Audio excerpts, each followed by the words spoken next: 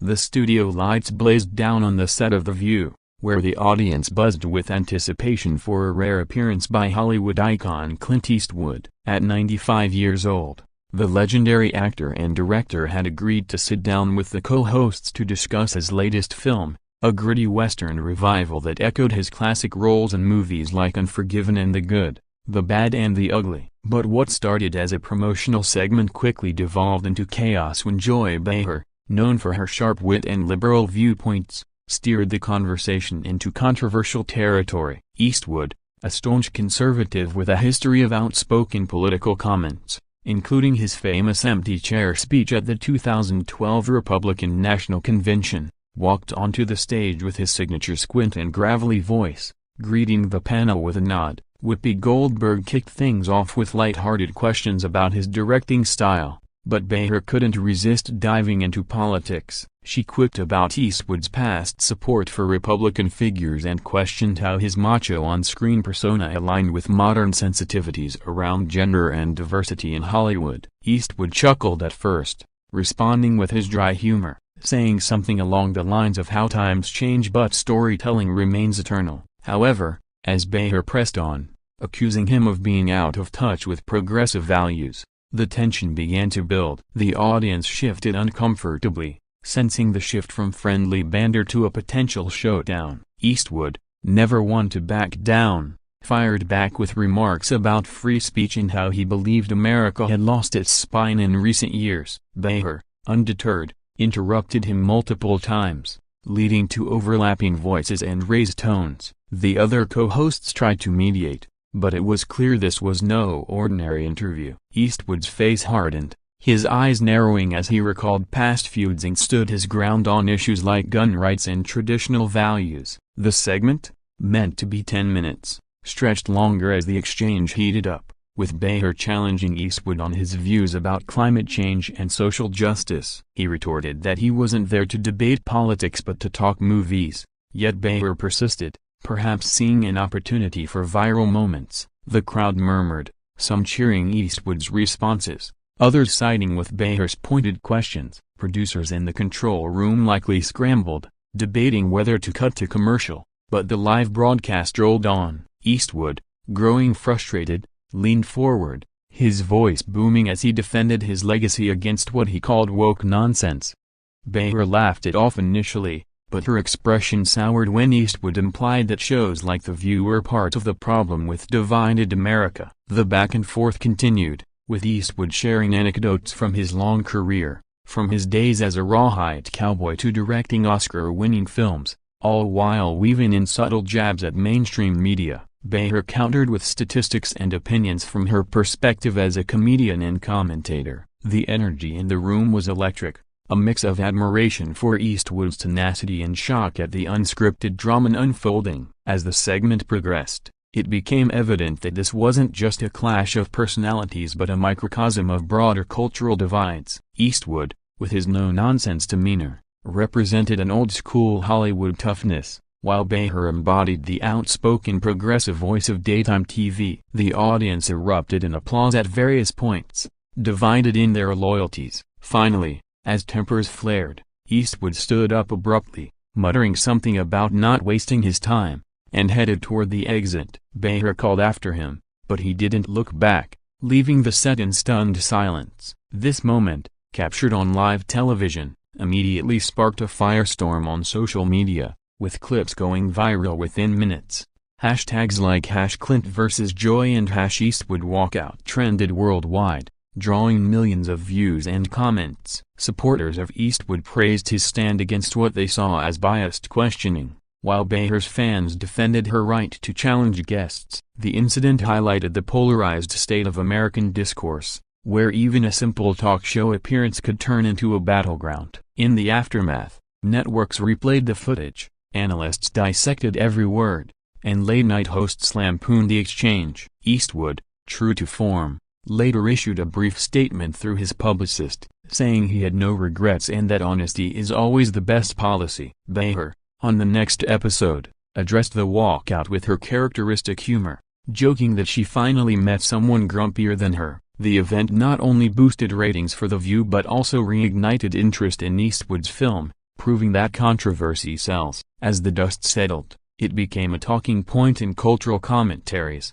symbolizing the clash between generations and ideologies in entertainment. Delving deeper into the backstreet, Clint Eastwood's invitation to The View came at a time when the show was eager to attract high-profile guests to bolster viewership amid competition from streaming platforms. Eastwood, promoting his directorial effort titled Shadows of the West, A Tale of Redemption in the American Frontier, saw it as an opportunity to reach a broader audience beyond his typical fan base. Joy Behar, a veteran of the show since its inception in 1997, has built a reputation for her candid opinions on everything from politics to pop culture, often sparking debates with conservative guests. Her clashes with figures like Meghan McCain in the past set the stage for what would happen with Eastwood. As the segment began, the co-hosts welcomed him warmly, with Sunny Hostin asking about his inspirations for the new movie. Eastwood shared stories from his early days in spaghetti westerns under Sergio Leone,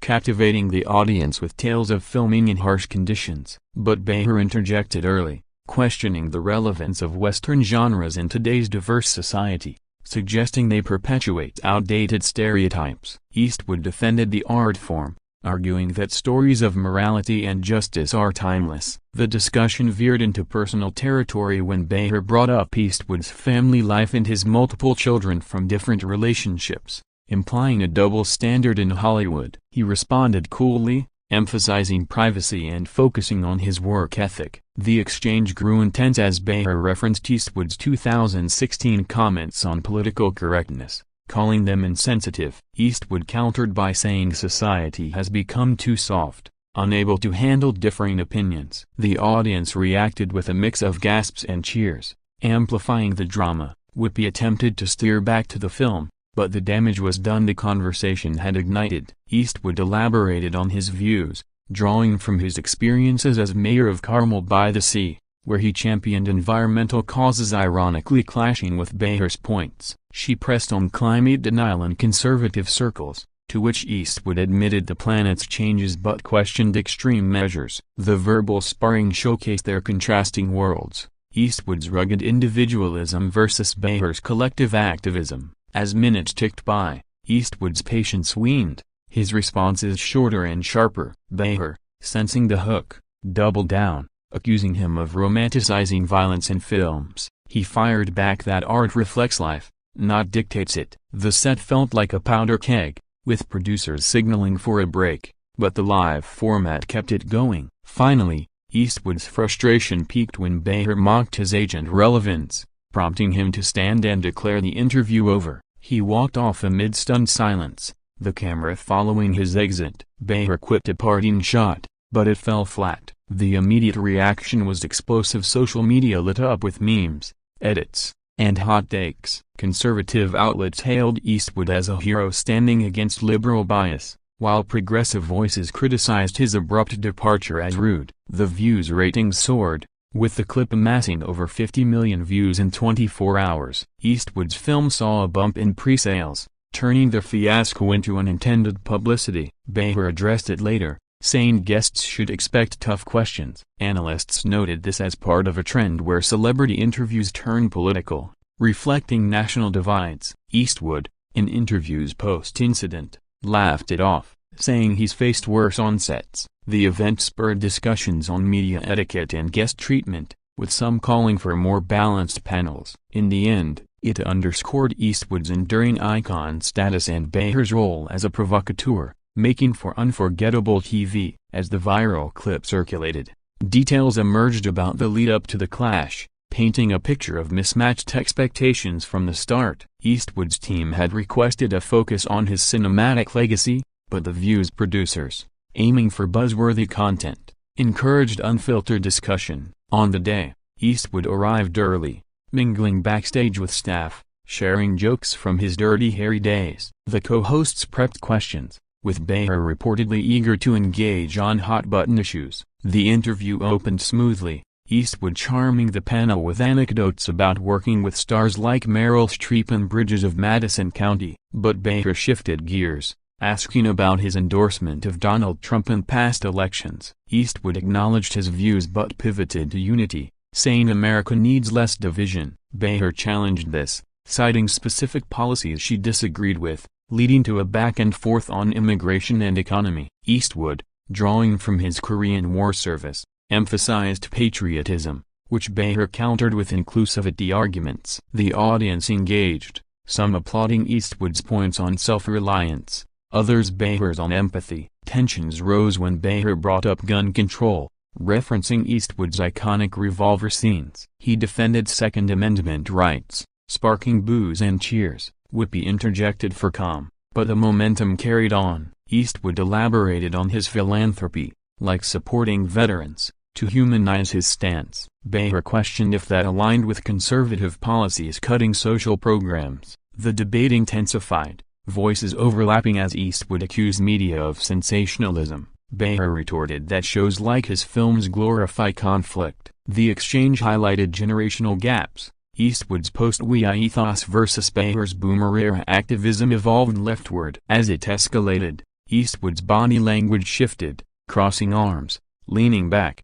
Behar leaned in, gesturing emphatically. The other hosts tried redirecting to lighter topics, like Eastwood's music interests, but the political undercurrent persisted. Finally, a pointed remark from Behar about old white men in power pushed Eastwood over the edge. He stood, removed his mic, and said, "I've had enough of this circus." Storming off, the studio gasped, Behar looking shocked. Cameras captured the moment, which exploded online. Reactions poured in, fans praised Eastwood's authenticity, critics called it entitlement. The View issued a statement respecting diverse views but regretting the abrupt end. Eastwood's reps confirmed he felt ambushed. The incident fueled podcasts and columns debating civility in media. Social platforms buzzed with parodies, SNL sketches in the works. Behar, on air next day, joked about needing tougher skin for legends. Eastwood promoted his film elsewhere, gaining sympathy buzz. The clash became a case study in communication breakdowns,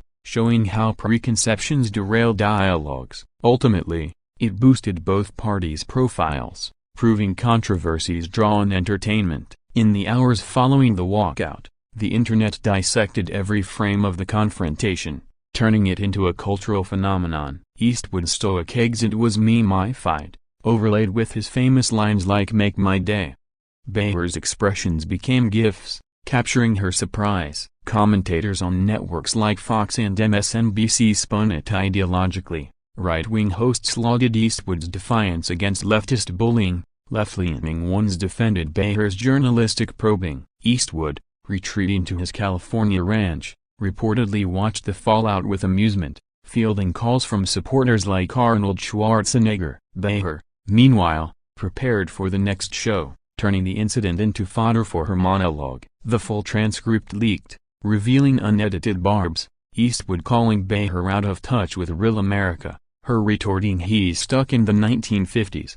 The audience's divided reactions mirrored national polarization. Producers faced backlash for not intervening sooner, with some viewers boycotting, others tuning in more. Eastwood's film trailer views spiked, marketing teams capitalizing on the buzz. Behar's book sales saw a minor uptick from the publicity. Social media influencers recreated the scene, amplifying reach. Celebrities weighed in. Conservative actors like Jon Voight praised Eastwood. Liberals like Alyssa Milano backed Behar. The event sparked essays on ageism, as Eastwood's seniority was both revered and mocked. Behar addressed accusations of disrespect, saying tough questions are her job. Eastwood, in a rare tweet, quoted his character, "A man's got to know his limitations."